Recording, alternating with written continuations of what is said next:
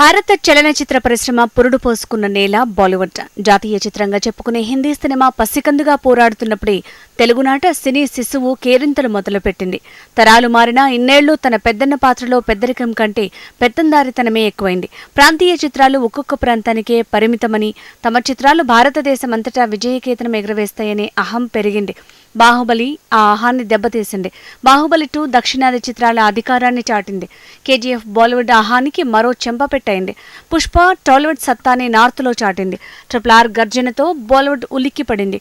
ఇన్నేళ్లుగా పండించుకున్న బంగారు కలలు కల్లలవుతున్నాయి. అహంకారపు పొరలు కొంచెం కొంచెం కరుగుతున్నాయి. బాలీవుడ్ మెల్లగా కళ్లు తెరిచి నిజం తెలుసుకుంటోంది.